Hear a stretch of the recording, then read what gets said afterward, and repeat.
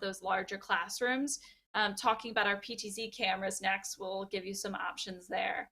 And we're highlighting today specifically our 3x optical zoom cameras, just because we were looking for kind of simpler, budget-friendly solutions, but we do offer solutions in 10x optical zoom, 20x optical zoom, and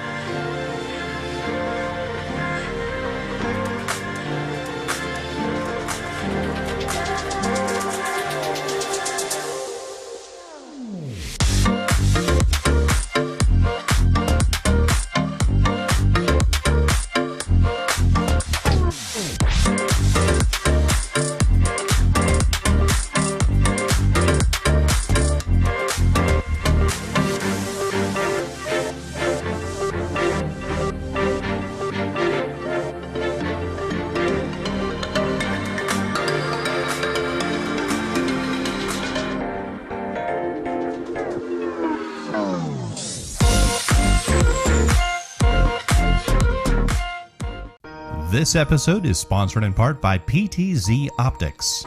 Why hire a camera operator when the control is in your hands?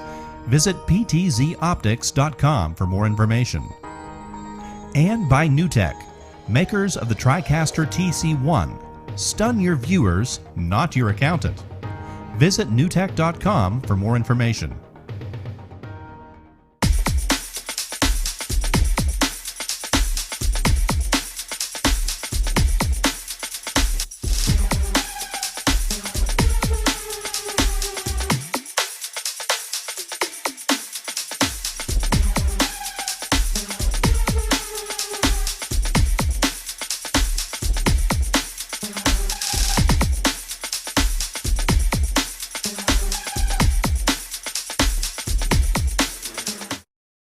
Hey guys, welcome to another edition of Broadcast Now, the show that talks about everything that has to do with broadcasting, live streaming, the internet, all that fun stuff. And we've got a jam-packed show for you today. We've got a lot of show and tell that we're going to show you guys about cloud broadcasting and the direction. And I want to kind of talk to the panel a little bit during this to see what their thoughts are and what we can expect with NAB right around the corner, or is it? Joining me as always, we've got Mr. Marty McPadden from PodJam.tv. Welcome, sir. Hello, Steve. I love show and tell, by the way, so I'm excited for today's show. Oh, you got to have show and tell, right? Exactly. It's a must.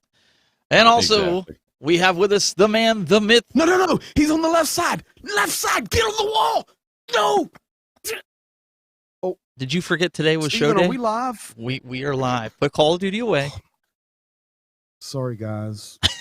I tried to get a quick game in on that long countdown, but hey.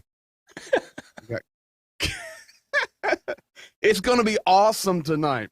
I'm telling you, we're down in the wheelhouse with the streaming to multiple platforms, and I already know that Steven's got some news he wants to share. It's going to be cool.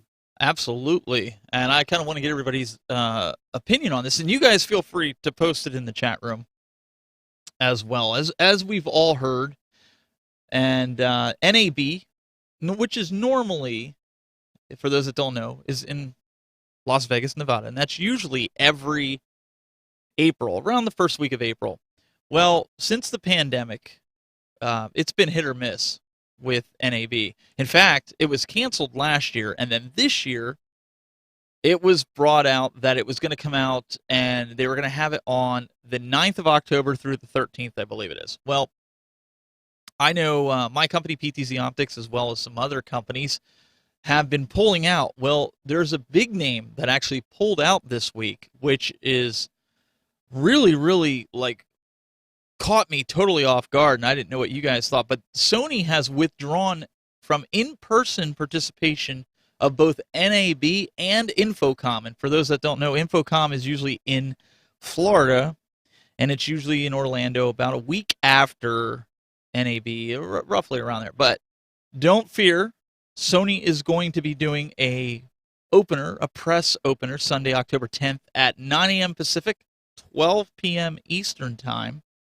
And they basically go on, and you can read these articles if you look it up, but they go on to say, with the rise of the Delta variant, they don't want to risk it. And I personally made the decision, my company gave me the option of whether or not I was going to go out.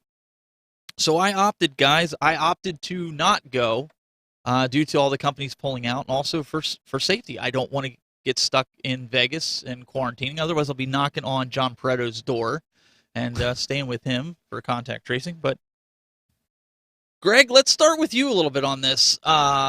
What's your thoughts on these companies pulling out? Do you think this is smart? What's your take? Do you really want to start with me, Steven? You were just on my news program the other night. That's true. Marty, let's start with you. No, we're good. Here's the deal. I'm kidding. Give me the screen. Give me the screen there, I got Steven, you and on the I'll show screen. you the deal. Okay, so here's the deal. As far as this, I know that this is a topic that people have many, many different viewpoints on. And hey, you as an American, or if you're watching from another country, here in the U.S., we strive for freedom and freedom of choice and all this jazz. But the bottom line is there's so much out there with folks having different opinions. And a lot of it's come through what we're actually doing here, which is media, and the influence of media. But the fact is, the virus is real. 9 minutes and 57 seconds to begin to tell you the truth. Actually, I was putting that And up there to tell you how long you had, I know what you're doing. but then I forgot. But I forgot that the audio kicked in, so apologies. But here's the deal. Here's the deal. There's something that happened today that you may or may not be aware of that I think is going to push a big change coming through the next few months. And I know we're going to talk about multi-streaming and all this, but this NAB is a big deal. But there's something that happened. This is not a political show. I'm not here to give any political opinions, right, left, middle. I just like the truth. But here's the deal. Today, federal government, Biden administration announced, let me throw this up there for you, that a vaccine mandate is coming down by executive order for companies that have more than 100 employees. You will be required to have a vaccination or tested weekly.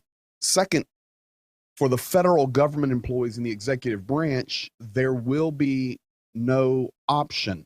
You can look this stuff up for yourself, but this is coming down today. So executive branch, federal government, you have to be vaccinated or you have to find another job.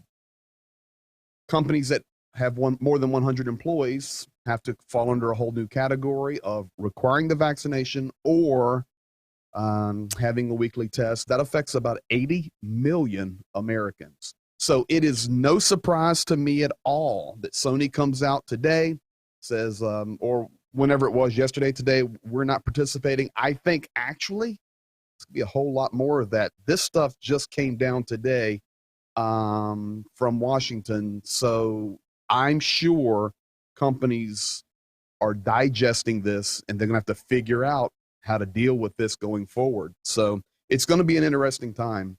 And you listen, I respect the virus. I was sick for 3 months, as you know, Stephen, off the air from October to December. Lost my father-in-law a few months ago to COVID. So it's legit.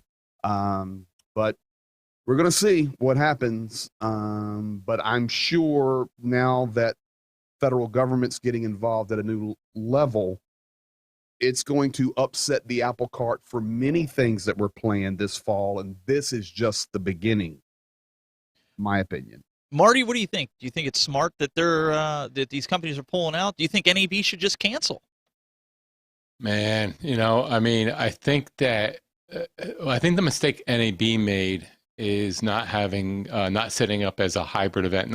I'm not sure how much planning they made. I think they were assuming that by the fall we'd be okay, and I think the Delta variant obviously upset a lot of people's original plans. And knowing how NAB works, it's a huge trade show, and the planning of that it's a year-round thing.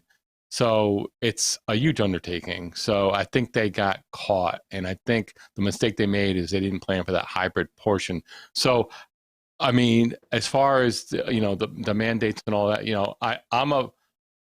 I think that people should be vaccinated. I mean, I'm fully on board with that. So it's a public health thing. So beyond that, on the technical side of things, I will say that this whole trend, even if there was no pandemic, I think the way I look at it is the pandemic just was an accelerator for a lot of these trends that we're seeing.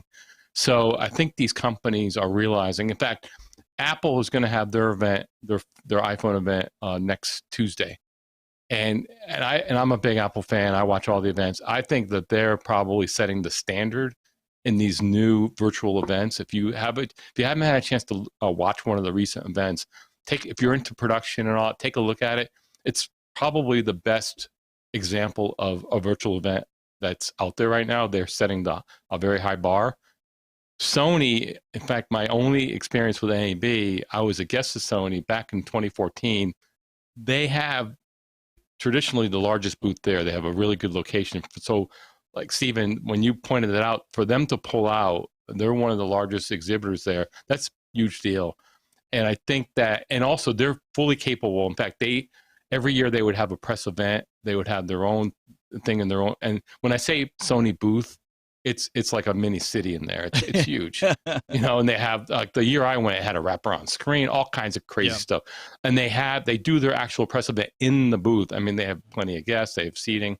And for them, doing a virtual event, I think is the right move. I mean, they can certainly carry it off, but I think this is the trend. And I think even when we get past this pandemic, I think companies are realizing, and I think you'll see it from Apple. I'll use Apple as an example. I think what you're going to see is once they can actually have people on campus during these events, what you'll see is they'll continue to do the virtual event. Because think about it, doing a virtual event, they have full control. If they're doing demos, they can tell the full story. And then what they'll do is, and it's funny for Apple, they have a beautiful campus. They have that Steve Jobs Theater, beautiful theater. And I think what you're going to see, and they have a huge screen there. So I think what you'll see is when they can have people in person there, they'll do most of the event showing on the screen for the press that's there and invited guests and things. And then they'll have that, hands-on area, and they'll do it that way. And it's that hybrid event.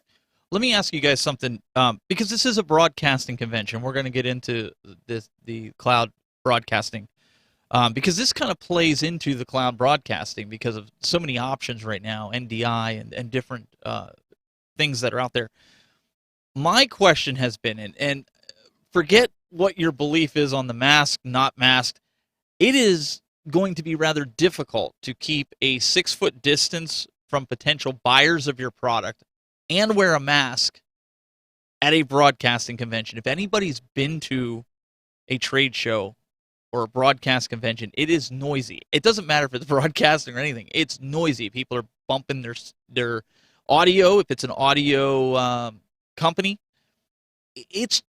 you would go, hoarse in there trying to talk through the mask over it at 6-foot distance. I have a hard time with that. Like, I don't know what their thinking was with this. And layer on top of that, you're at a convention, whether it's NAB or some musical convention or a Comic-Con or a gun show or whatever it may be. These shows are designed to be in person, close contact, hands-on, and it's quite difficult right now.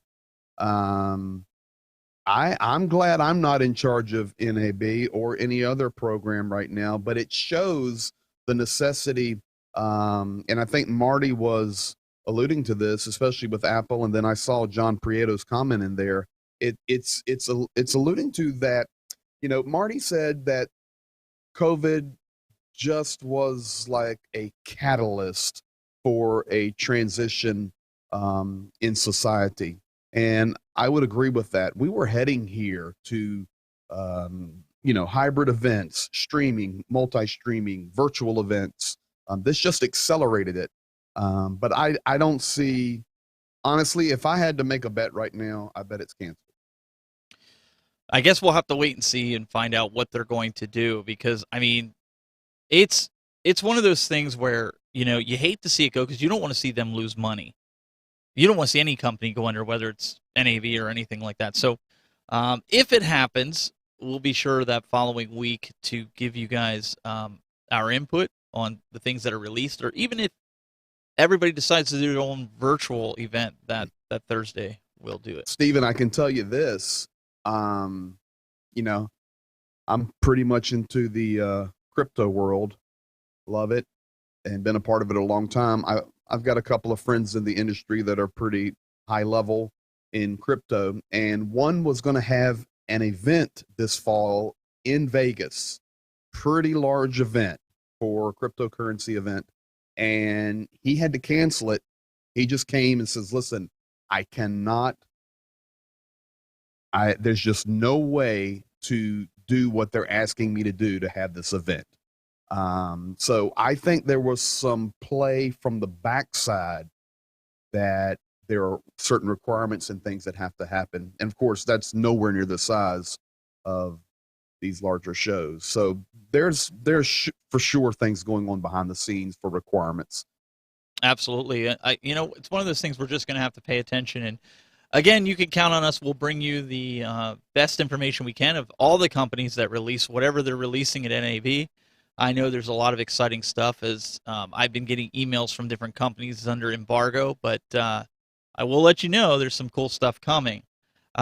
So this kind of leads into this whole cloud computing revolution.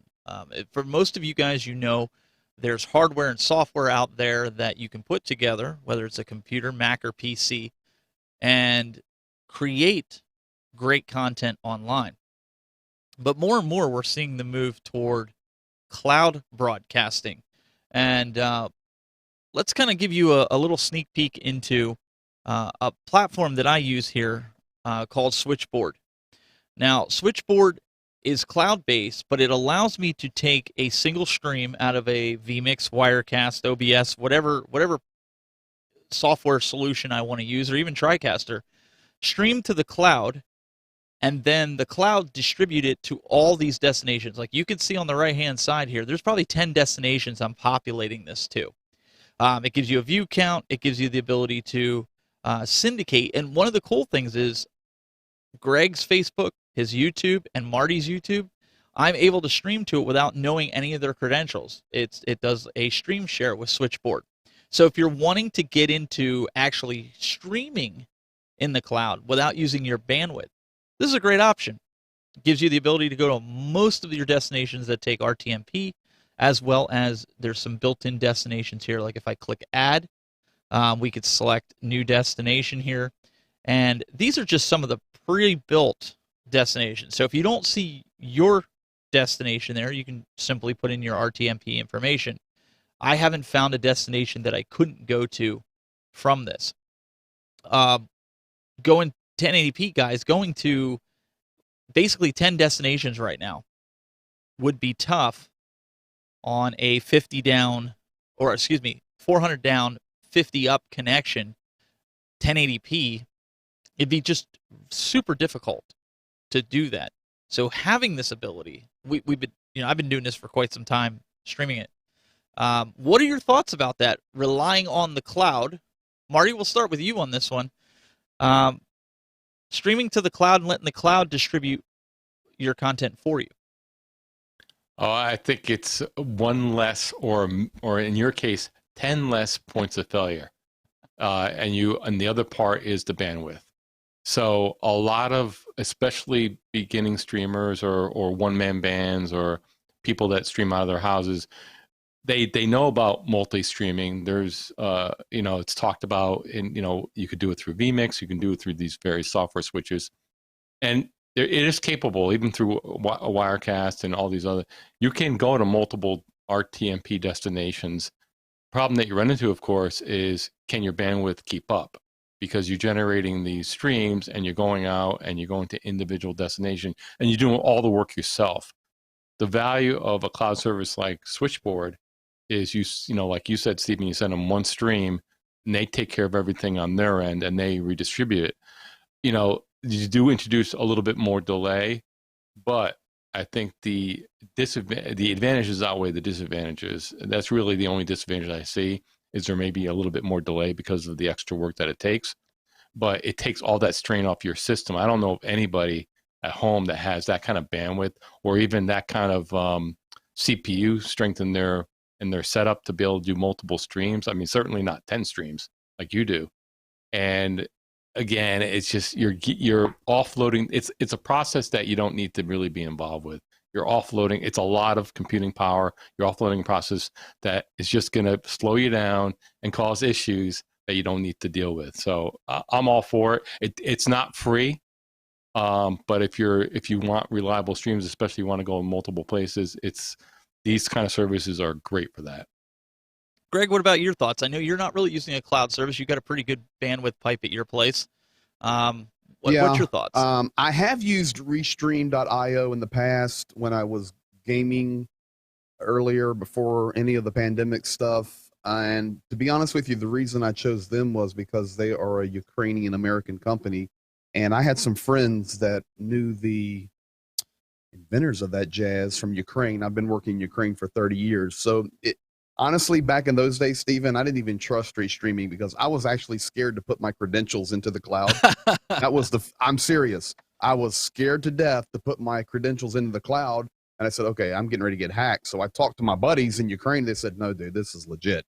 And that's back in the early days. Of course, Restream.io's, they're based out of now Austin, Texas, but it's actually developed by Ukrainians. And for me, that's very cool because they're very, very smart when it comes to technology. So that was my initial experience. But for now, you know, I am multi-streaming. I'm not using the cloud. I do go right out of vMix to 3 locations, and I have no problems. I love it. What I did do, though, to help my setup here, and this was with Steven's help, I actually stream through a secondary computer. So my computer that I do all of my processing and all of my graphics and all of my, you know, news information that I use for my programs, I used to stream out of that. And Steven goes, we may need to adjust that. He goes, it's going well, but let's take that load off. And so I got a pretty stout secondary machine over here. So I'm through NDI and set up a whole server system in my studio here, of course, with the wizard helping. And honestly, for vMix, and I know it's not cloud, I'm going straight out of the software here. I've never had one problem or failure. And even back when I was multi-streaming for gameplay, that would have been not Facebook, but that would have been YouTube and Twitch at the same time.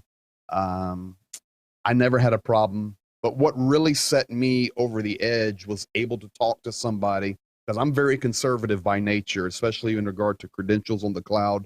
I do not trust anybody other than Steven and Marty and you that are viewing this program. And some of you, like Brad Llewellyn, I don't trust you, dude. I really don't trust We don't trust that him Brad.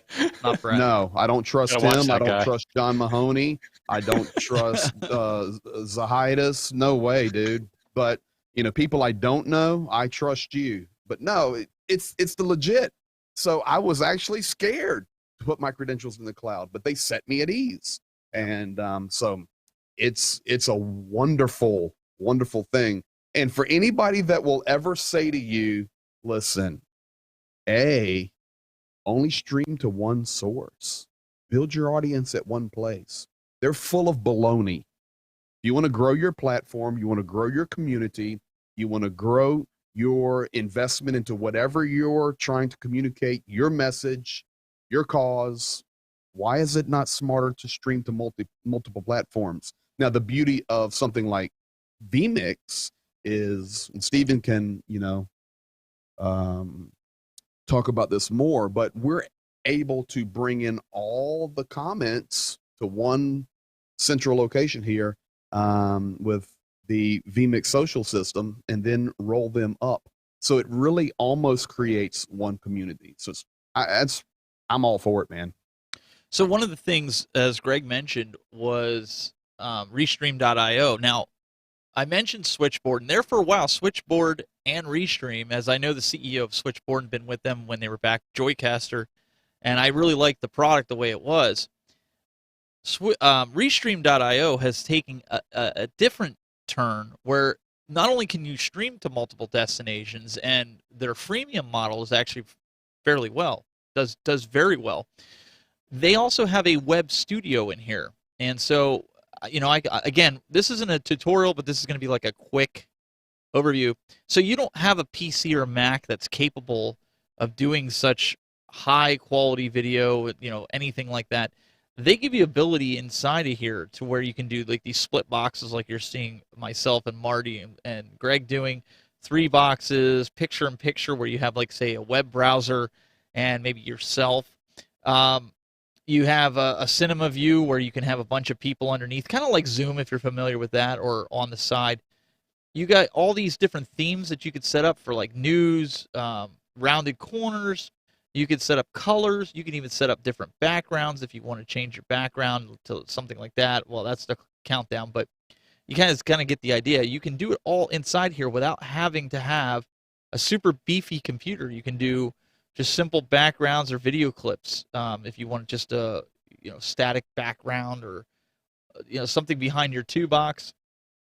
And I just started playing with this a little while ago, and it was very intuitive.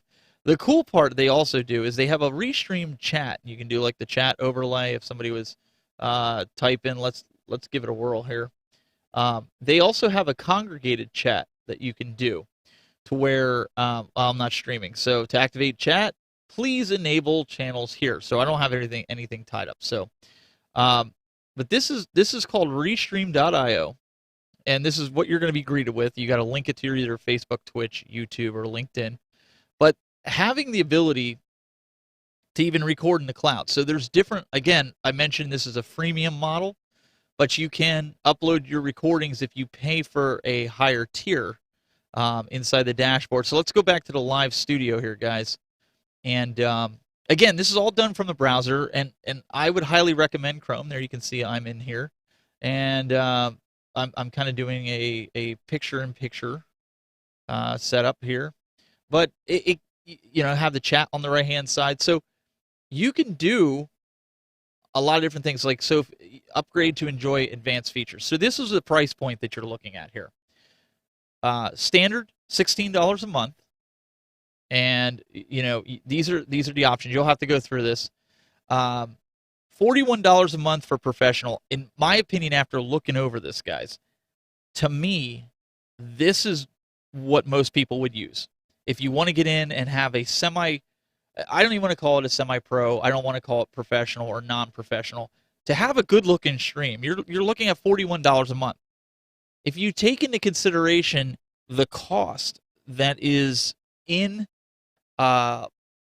multi-streaming, the cost that's in having a $3,000 to $4,000 streaming computer, and you're going to be way under budget with that, and coming in at full 1080p at $41 a month, or you do it yearly, right? So it comes out to be yearly is $490. So if you're one of those guys, you get 3 custom RTMP destinations, 10 hours of streaming stored for 15 days.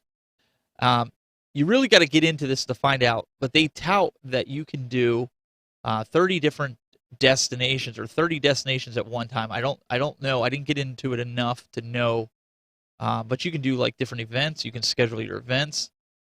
There's a scheduler, so it automatically, I guess, takes you live when you're ready to go live. So I know, Greg, you mentioned this just a little bit ago. Restream has taken it from just restreaming your stuff from, vMix, OBS, but they've taken it to go all the way to the cloud, production. The production, yeah. Yeah, you've just blew me away. So honestly, Stephen, the last time I looked at Restream.io, it did not look like that at all. That was quite impressive. I was looking to the right because I'm looking over here to monitor, and I was just listening to you, looking at some of the things that they offer. I'll tell you what, I may be taking a peek at that when this stream is over. That was pretty impressive there. All I can say is back in the day, of course, back in the days, 3 years ago, when I was using Restream.io personally, I had great results with it. And I will tell you this is one thing that I do like about Restream.io. Their customer service is fantastic, because I was so nervous, as I said before, put my information out there. I talked to my buddies in Ukraine, and then I wanted some customer service. I assume it would be the same today, but it was instant. We on an instant chat. I'm impressed with Restream.io. I think they had to do, and I don't use them. It's not a commercial, but no, they're impressive. I don't use it either, but I mean, Marty, I've been using, you use Switchboard for a while. If you're just wanting to syndicate your streams, Switchboard's got the answer for that. Again, we're just showing some options here. We're not saying, hey, go out and buy this, we get an affiliate code or anything. What do you think about it? Because I know it's probably been a while since you've even looked at Restream.io. Yeah, it's funny because I looked at it. I've done some work with, and we'll get into StreamYard, and Sue Ann asked the question: is that similar to to StreamYard. We're gonna get to that in a little bit. It's very similar. This whole space, the cloud production space, is fast moving, is very competitive, and it's very exciting. Just to kind of put a cap on what Greg was saying about his setup, he kind of does his own cloud, basically his own cloud setup with his streaming, and the idea of offloading the streaming to a separate computer. That's, you know, he has a professional setup. He knows what he's doing. Between you, Stephen, and Greg, you are set up well. You're confident you can do it. You're going to 3 streams. You're kind of emulating that whole model, which is actually a good model because you're offloading that. It's a very processor intensive process, and it makes sense to do that. These cloud products are really, I think, really exciting. And I think, you know, we'll talk Restream to start out with. And I think Joe Zaitis asked a question. You picked Switchboard for a reason. Now, Switchboard, it specializes in just getting your stuff out there. And it's funny because they've updated since I've used it when it was Joycaster. They've updated their system, and they're really rock solid as far as if you want to get your streams out there and get to different destinations, and you can switch them on and off. So they're really well suited and very specialized in that area. Restream has taken another level. They introduced the production tools, and so does StreamYard, and they're kind of battling it out. I think I think these services are really exciting, and if you're just starting out in streaming, it's legit. I mean, and think of it this way: not only can you stream to multiple destinations, and you have these production tools now. The downside, well, maybe a little disadvantage is they're templates, so you have limited amounts of ways you can customize it, like what Steven does and what Greg does with, you know, doing their shows through either vMix or through the TriCaster, is they have full control over how they want the shows to look, full control, but it takes a degree of knowledge and skill to be able to do that. If you're just starting out, these cloud services are great. It doesn't take a beefy computer. You can use it's all browser based. And so you can be up and running very, very quickly and kind of learn the craft as you go. And I think the fun thing, I've used StreamYard for client work when it's just something really simple and I don't want to know it actually works. Restream's really good. You know what I like about Restream is they've done a really good job with their templates, and the thing I love the best with them as far as the production is they have this overlay chat feature, which is really cool. You can overlay the chat, and Stephen, you mentioned they congregate or they aggregate all the different chats, which they do a really good job. It really works well. And I've seen people, and this might apply to Greg or you, if you're advanced, who's to say that you can't layer these tools? You know, I've known shows where they use that StreamYard chat feature, and that's kind of all they use, but they have other production tools in the mix. Well, it's similar. So that's another thing. Similar to what we're doing with vMix Social. I'm running a TriCaster. I'm not really running vMix as production like Greg's doing. So you make a good, valid point there. Yep, exactly. And so it's a great way to get started, you know, and again, learning the craft. And the game I play with these services is how far can I push it? Knowing that they're limited, right? But how far can I push it? Like maybe it's not completely designed for what I want to do, but maybe if I do a certain order and you get used to the controls, and both StreamYard and Restream, you can do pretty good stuff with it if you're creative, you know, and I've seen people get pretty creative with this stuff. So it's a great place to start. It's pretty simple. You're exactly right, Marty. But in thinking about this, I've tried them all. Honestly, I've been on Restream. I've looked at StreamYards. I've run straight OBS. I've run Stream Elements, which is a layer on top of OBS to make it even simpler to work, to function, and look much like what you saw there with Restream.io. I run vMix, and do not understand, but I watch what Steven does through the TriCaster when I'm there with him in studio. So I've seen these things that work, but for the cloud-based, whether it's Restream, Stream Elements, StreamYards, they are in serious competition with each other. I honestly think that's why Restream.io picked its game up, because a lot of these platforms, initially, you could only stream to one location, and then they started figuring it out for example, like what's the one? Streamlabs. Yeah, Streamlabs.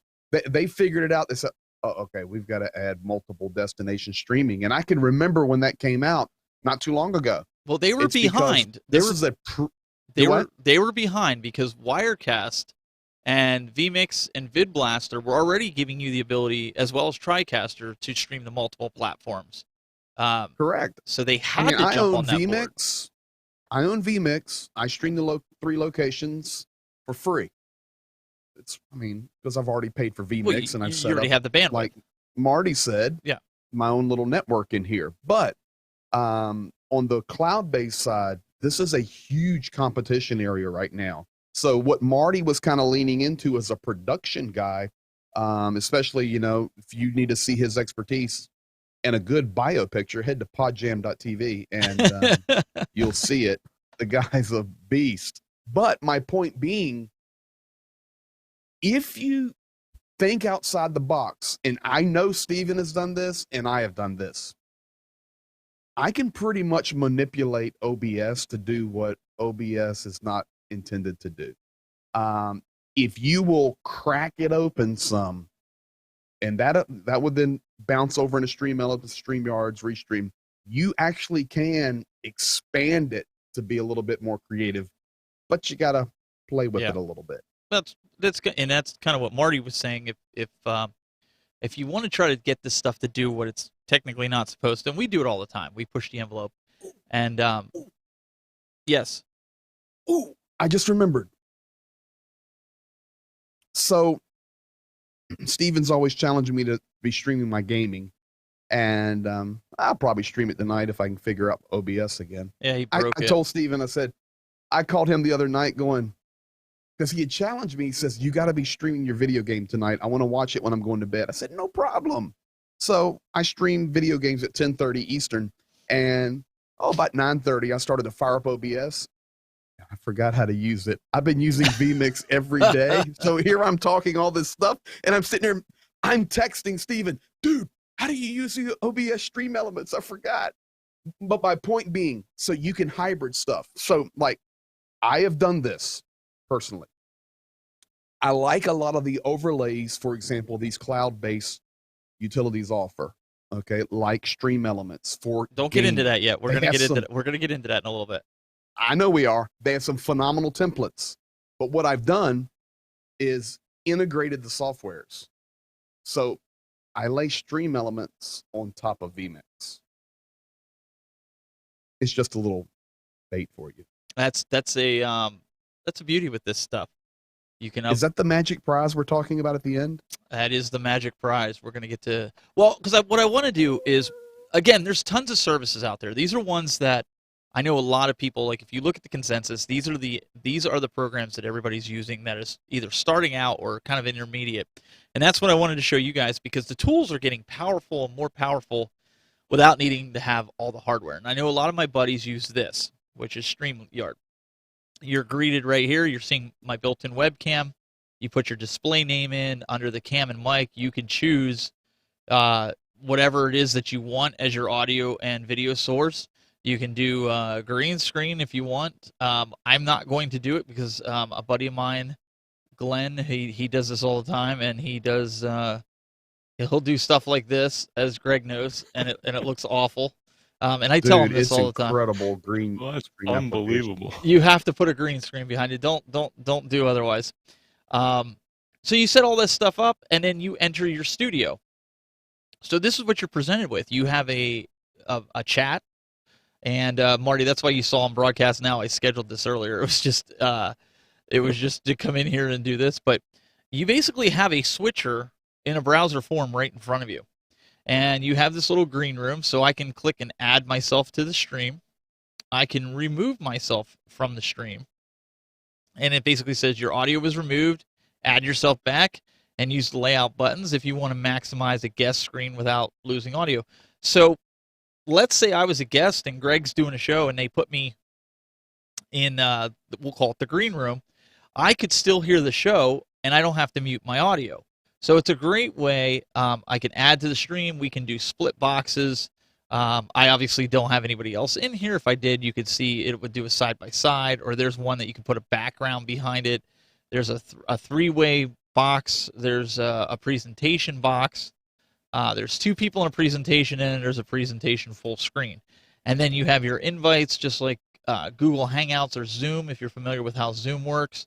You can share. And then you have, like I said, your chat here. Now, this isn't the chat to YouTube or Facebook or wherever you're going with this. This is your internal chat that you can chat with your guests. And I think that's something that is of a good feature. You can create your own banner if you want to have something here. This is live.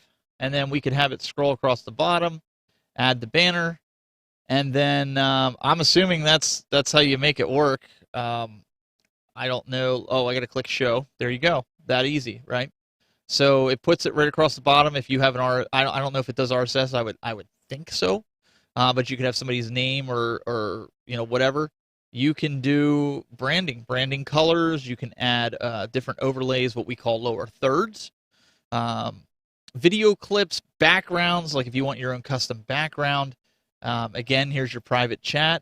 These are your comments up above. So these are comments here, whatever that you're connected to. So it says you can't post comments to Facebook groups. So apparently it's only for pages as well as live events. So if you had YouTube, I don't know if it'll bring them in. I don't know if it does syndication. You'd probably have to look into that. So if you're going to YouTube and Facebook to see all the comments from both platforms, it kind of looks like it does, but again, I haven't used it.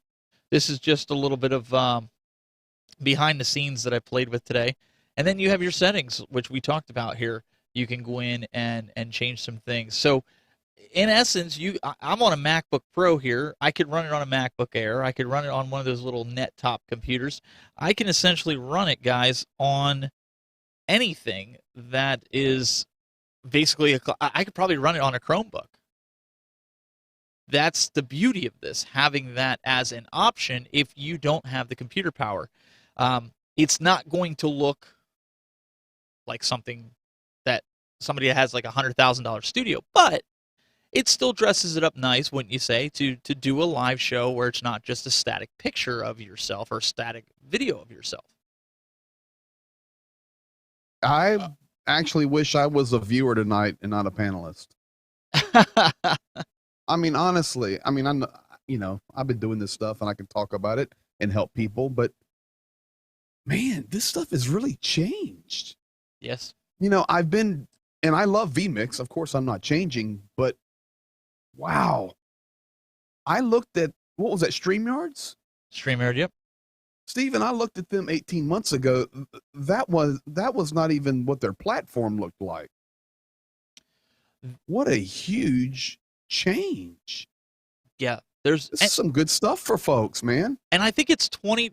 Somebody in the chat room, Joe DeMax or somebody in the chat room, let me know. I think it's $20 a month for for what it costs. I didn't get into the pricing on this. I apologize, guys. I was trying to go through all the different things just to kind of give you a overview of what the product could do. Marty, I mean, we've heard about StreamYards for a while, since even the last time we did Broadcast Now, it came out when Blab was out. People started jumping from Blab to go over to that, and that was like 2 or 3 years ago. So it's improved over these years in the cloud, being able to do production. Yeah, it's funny. I've used it for client work. So I've actually used it as a platform to do live streams for clients. I also have clients that actually use it on their own to do their podcasts and live streams, and then I'll do some editing with them. The thing to remember with these services is it's a very fast-paced innovation cycle here. In fact, StreamYard was just sold to a company called Hopin, which is a virtual events company. They got a big round financing, so it's moving. So they're the big leagues. I mean, there's big money behind this stuff, a lot of innovation. The thing with both these services, Restream and StreamYard, the other advantage that I forgot to mention is it's greatly simplifies. A lot of people are doing shows with guests, like some of what we're doing here. Yep. And that's always been, and Stephen, you know this, you've been doing it for years, and Greg, you deal with the same thing. it's not easy to bring remote guests in. There's a lot of little hassles you got to deal with bringing people in, all the technical things. These cloud services make it very easy. Not only do they generate the invite link, so you just send an email and click on it, but the guest coming in, it's just through their browser. Yeah. And so for most people that aren't technical, it makes it very, very easy. Then on the production side, especially if you're just a one-man band, having the templated layouts, you just bring them in, they come right into their broadcast. You just demonstrated with StreamYard. It's just a matter of clicking on and bringing them in, and you're ready to go. So it's very quick and easy to get up and running. Again, the disadvantage, because I think that StreamYard's tagline, they do a Sunday night town hall every Sunday night at 9 p.m. I know that. So if you look them up, you'll see them, and they do like a half-hour update of the various upgrades and things happening with the company. But if you want to get up and running quickly, that's it makes it very easy. And their tagline is simple production, high quality, simple. And it's all based on simplicity. Now, there's always a compromise there, and think of technology as compromise. So there's always got to be a give back. And what's the give back? Well, it's based on templates. So you're not going to be you're limited as far as how you design your shows. The one drawback of these cloud services is everybody's show looks the same because it's all template. And you can always tell a StreamYard show versus a Restream show. I mean, and the advantage is you're going to get up and running. It's going to look pretty good. And frankly, and the difference on the price tiers, just to make it clear, I know on StreamYard I've had experience with them, is it's a pretty big jump. Like the one on the lower end is 720p, but if you want 1080p, that's when it costs about twice as much per month, and it gets recorded in 1080p. So you can actually download the files and edit them. The other feature that StreamYard just added, which as an editor is great, is they do, I know on audio, they record separate audio tracks. So if you're a podcaster, I do this with clients. I recommend services that do that because I have full control over the editing process. So if someone's talking, like if you're on Zoom, a lot of people use Zoom, which is not a podcasting platform. You're getting one single track. It's very difficult to edit. But so you got separate tracks for audio. And I think if they haven't rolled that out already, they are getting the process of rolling out separate video tracks. Yep. So if you're doing editing and if you want to do your own toolbox, you can edit that yourself and you have full control of that, and you can make camera switches. Restream's doing that with audio. They haven't done video. And John Pareto makes a good point here. StreamYard is a great starter switching platform, but you should quickly graduate to vMix, and I agree. And Lee Kelso said he stepped away from Wirecast, too much processor demand, and I want to put this out there to everybody here. And it's no secret that I used to work for the company Telestream.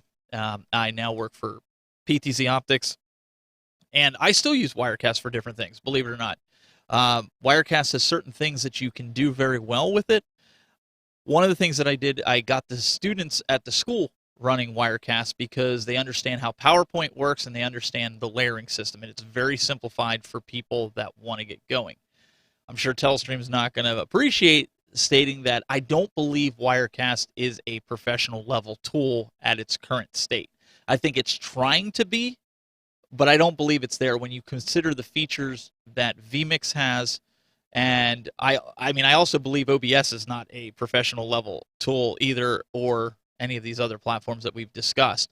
But I also think they have their place, and just like any tool in a toolbox, you should also keep an open mind, because Wirecast's virtual camera and audio decimate even vMix's virtual camera and audio, because vMix, you got to kind of jump through some hoops to get it to work, as you guys that run vMix know. That is one thing that they do very well. As far as other things, as far as encoding, vMix has stepped it up. Wirecast used to be top-notch, like nobody could touch it, not even TriCaster. vMix has been, like as Greg said earlier, it's very solid. So I have no complaints. I've gone full vMix as far as TriCaster feeding vMix. So I'm not running in the cloud. I think Joe DeMax asked if anybody was running it in the cloud. But there are some things that we want to show here. Let me pull this up here real quick. this goes along the same theme. Lee Kelso put a question. I'm using vMix plus Restream for a weekly webcast to Facebook and YouTube. So far, working great. Wish I could control Restream with a Stream Deck, though. So I have a question for you, Lee. So going to Facebook and YouTube, why would you use Restream? Because vMix gives you the capability to go to three because different he's probably unique like locations. me. He's probably bandwidth challenged. He's probably like me, and he's bandwidth challenged. Because when you bring guests on, I'm dedicating almost 10 megabits up to you guys on the call. And if I have additional callers, I got to designate more. So if you're pumping out 4 or 5 streams, now you just pretty much killed your bandwidth. Yeah, but that's just 2. Right. I do 4 megs per channel per person. I do too. I do 4.5. No. Understood. I'm talking about for callers. Oh, for callers. Yeah. So I'm looking at wait a second. almost 4 inputs. Wait a second.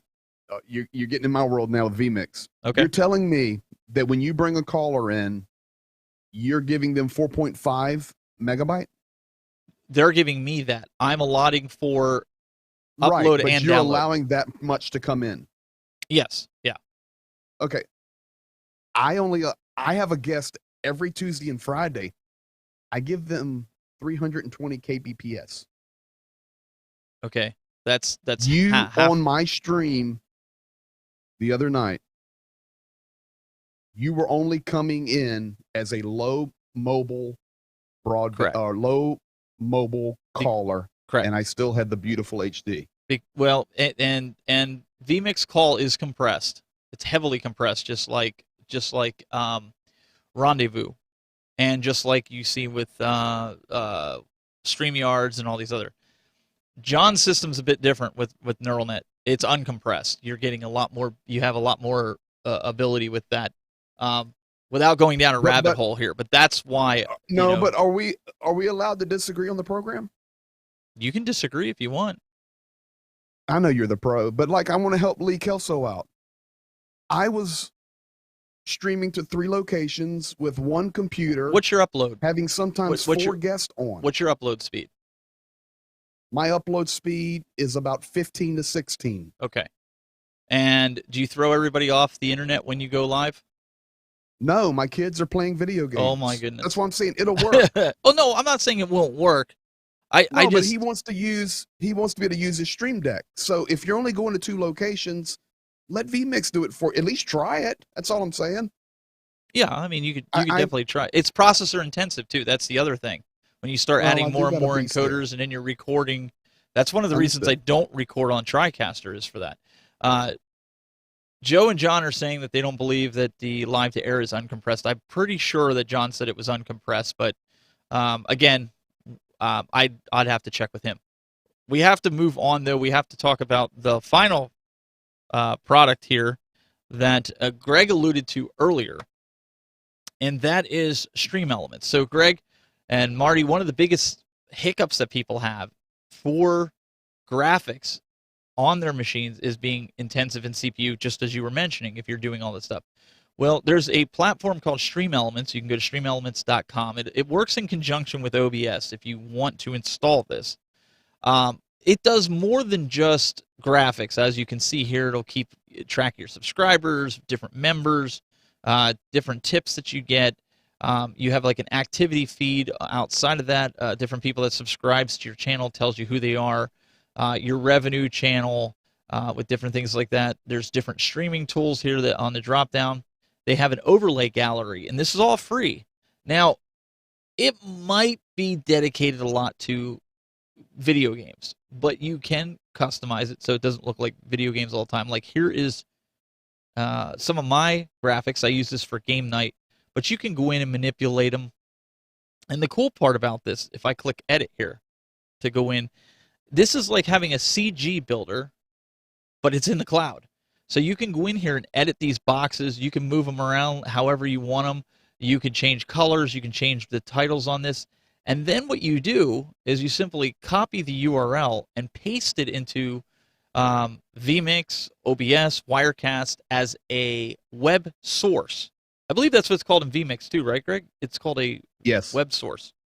And basically, it will give you this overlay, and you do this for each and everything like that, and all you have to do is create it and hit save.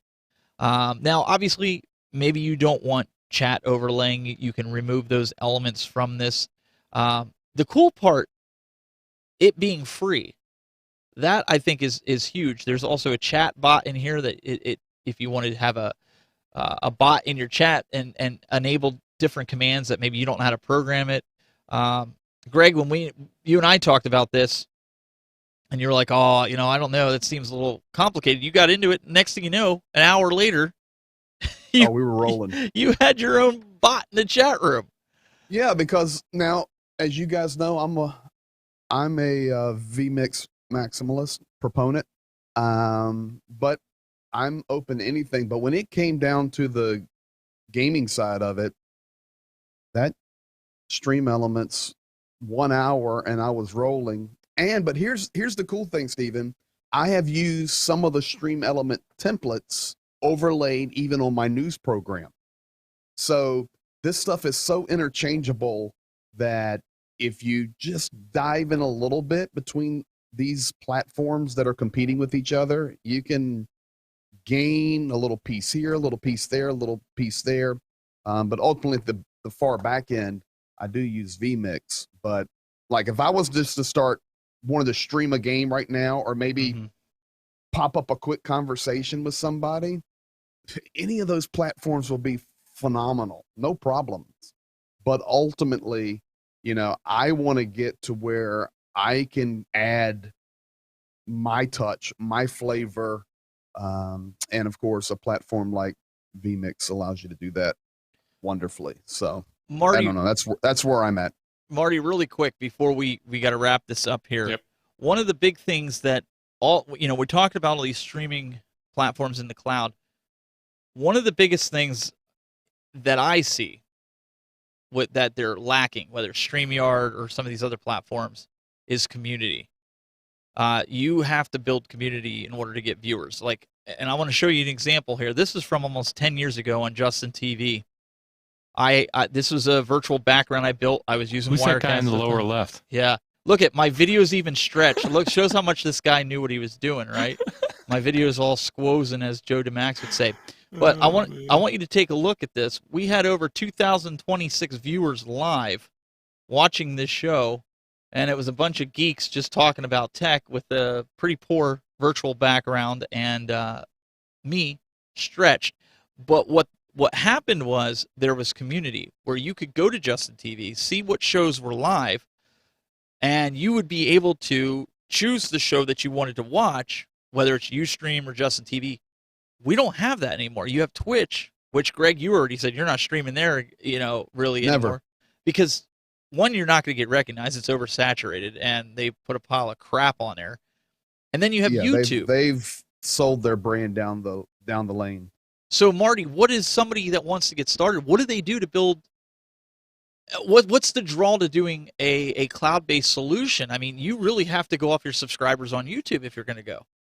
Yeah, I mean, the last time there was a community-based service, probably Blab, and that started out, and they built community first, and we all know the story about that. They just never really were able to expand that and made a lot of mistakes. There's really no, as far as I'm concerned, there's really no other than YouTube, although it's not a full, complete system.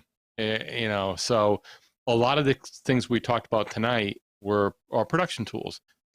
So yeah, I mean, the community building is everything, and that's where I think multi-streaming comes into play, where you can go to these various, like if you have a Facebook page, YouTube channel, go out there, start building it, start getting your stuff out there, and seeing where it lands. I mean, I'm a big believer in being yourself, attracting audience. You don't have to put on a show.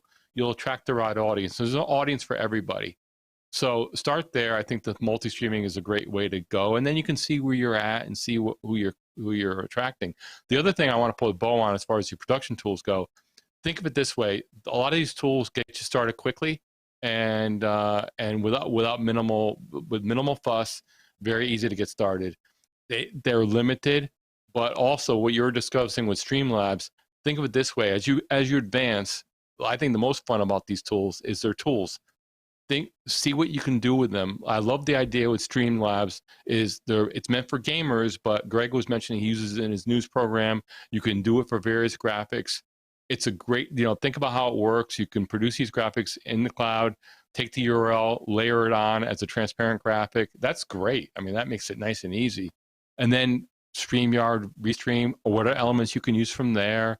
vMix, add that in. How can you layer? How can you combine different tools and just have fun with it and see what you can do with it? I mean, there's these tools. I mean, they have one way of using them as far as what the founders and what the people that run these different services intend. Doesn't mean you can't hack it and do what you want and kind of combine it. So that I would advise people to do that. Don't let the limitations stop you. See what you can do, stretch it, and go from there. But the good news is these tools are constantly improving. Greg mentioned like he looked at StreamYard about a year ago. It's come a long way. And it's going to continue to come a long way. Even the hardware stuff, I saw a comment in the chat with ATEM, the ATEM line of switchers from Blackmagic. Not enough time to get into that, but that's another layering thing. Layer hardware, software. Suffice to say, times are good. The future looks bright. We're only getting started with this stuff. And also, always be learning. It's constantly changing. Enjoy the journey. Be learning the new stuff. And we'll get into some of the hardware side of things in a future episode, but we really wanted to touch on the cloud side of things because, I mean, let's face it, not everybody has a big beefy machine, and again, there's more options out there, right? These aren't the only options, and we wanted to bring up some of the most popular ones that we've seen users use. Greg, final thoughts? Well, my final thought would be this tonight, Stephen. Actually, I enjoyed this program quite a bit, and Marty just said that ultimately you want to get to where you're building a community. And, I saw the question in the chat about Haps lately from Sue Ann. Oh my goodness. I do not want to butcher your last name. Bubax? I think that's it. But Marty was mentioning. I'm not attempting it. See, so I'm Sue Ann Bubacz. She said Haps lately. But that's a whole different can of worms with keeping up with technology and adjusting and moving forward and all these platforms that come and go. Here would be my 2 cents tonight. And I know there are some stinking geniuses in here tonight. Like I'm looking over here at Joe DeMax. I'm learning all about your geniusness through Stephen. So thanks for being in the program tonight. Looking forward to meeting you in the future.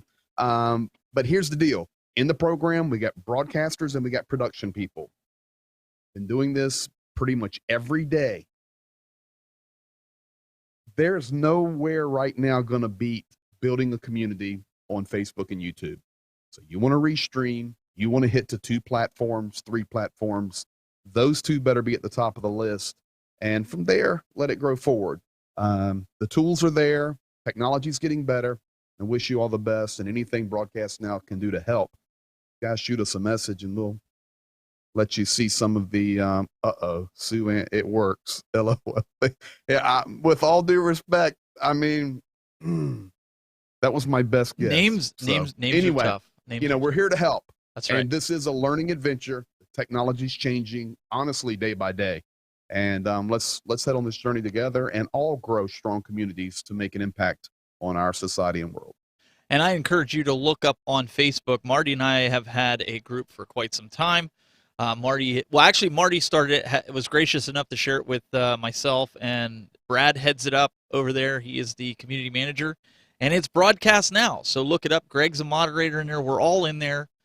Keep the communication flow. We don't want to be the only ones posting in there. And I know Jeff Fitzgerald has one, the Digital Green Room. So there's a lot of great places that you can connect with a lot of these different guys. And speaking of Joe DeMax will be joining us next week as a special guest to talk to us about central control. Now, along with some of these platforms that are in the cloud, Joe has developed an application for guys like myself and Greg and Marty that use actual switchers, whether they're hardware or software, and enabled it to be controlled from MIDI controllers like Stream Decks and other types of controllers, so that you have one central control, no pun intended, and you're able to control your multiple switching solutions. So I'm really excited to have him on next week, as he has been somebody that's watched this show since he was a little teenager. I think he was 14 years old. And Joe, correct me if I'm wrong. But he was a fan, and then, like as Greg said, uber smart, helps me with different things with the TriCaster because he tore it apart and knows the ins and outs. So I lean on him now. It's kind of funny on different things. So we have that coming up, and then in 2 weeks, guys, we have a rep from Netgear coming on about to talk about all of their new Netgear switches for NDI. So that's if you're in the market for a new switch, a PoE switch, Power over Ethernet, you don't want to miss this episode. So with NDI being more and more prevalent, and you want to learn about it, we're going to have that in 2 weeks. So we've got a pretty extensive lineup coming, and I think after that, before you know it, NAB will be here. So I'm really excited about Marty, that. can I ask Marty one question before we sign off? Oh boy, here it comes. How do you stay so still? Are you like in a body cast or something? No. I just watch you on the back feed of the neural net. No, working on behind the scenes in TV for as long as I did, I'm so fully aware of this whole TV thing, and I'm just like locked in. I used to watch the talent all the time. Man. Yeah, and I'm not an on-camera guy by any stretch. I'm no expert, but I used to watch it, a lot of it from backstage in the control rooms. I knew a lot of the I mean, you're around it for almost 20 years. You kind of pick up on the different things. So there's certain things I do that I hopefully it rubs off. And I know I'm a torture for Steven because Steven's watching all this stuff on the back end in his studio, of course, and then producing it while he's also hosting the program. And I know he sees Marty like this. He does, and he's watching me, and I'm over here. You know, where's my drink? And he's going, okay, I got to get that cat off of here. See, I'm used to Steven's switching cadence, so yes. I do have my drink. Oh, so yes. It's not. Yes, I do have. But you'll never see. I pride myself never to take a sip on air. So Well, kudos to you. I'm learning from you, man. Thank you. Well, and that's something I know we're going to talk about as well in the future is on-screen presence. And there's a lot of guys that have a lot to learn about that. I'm learning all the time. I'm not saying we have all the answers to it, but we can pass along some of the tips that we have in that area, as Greg alluded to there. But guys, I mean, it's been a great episode. I hate to kind of time it, but I know with people watching podcasts and things like that, an hour's their attention span, and then they're done. So, Mr. Greg Terry from YouTube.com/Greg Terry Experience. Check it out. Thanks, Steven. And hey, the way it's a really good program, dude, that hour flew by. Yes. So this was awesome tonight. Thanks, brother. Absolutely. I wish we had more time. I would have let you guys keep rolling, but it was, trying to keep up with everything that we wanted to talk about. I'm practicing my Marty. Look at him. Doing good. It almost looks like he's frozen. Maybe he hung up. No. It's like Marty's like Bubble Boy off Seinfeld. It's perfection. I don't understand. And I do want to let everybody know before we say bye to Marty and everybody leaves here, we have the podcast back up. You can, if you missed the show, you can subscribe to us not only on YouTube. Greg has the show on his YouTube and Facebook. Marty has it on his YouTube. But you can also go to iTunes, Google Play. I think it's on Pandora, Spotify, just basically any place that your favorite podcasts are at. Anchor at anchor.fm. You guys can check it out there and subscribe both in audio and video form, whatever you're liking. When you're driving to work, you can watch us or listen to us. Don't watch us when you're driving. You want to listen to us. No. You can watch Library Greg's antics later. Yeah. So there too, Library. Yeah. Ladies and gentlemen, Mr. Marty McPadden, if you're in the market for podcasts, you need a producer or even live streaming or even just editing for bumpers and stingers and those types of things, or your videos for that matter, give them a shout. Go to podjam.tv. Yep. Thanks, Steven. I've been working on that. I've been working on the spiel for you. Well, very good. You're doing a great job. I'm trying. I'm trying to think of all the stuff that you do. And guys, we have a lot of fun here every Thursday night, 6 p.m. Eastern, 3 p.m. Pacific. make sure you tell your friends. If you're into broadcasting and you want to know more and more about the ins and outs, we want to hopefully bring this to you. And you can learn some of the pains that we've gone through and how to get through those pains to make your broadcast even better. And we appreciate everybody tuning in. And until next time, keep it buzzing.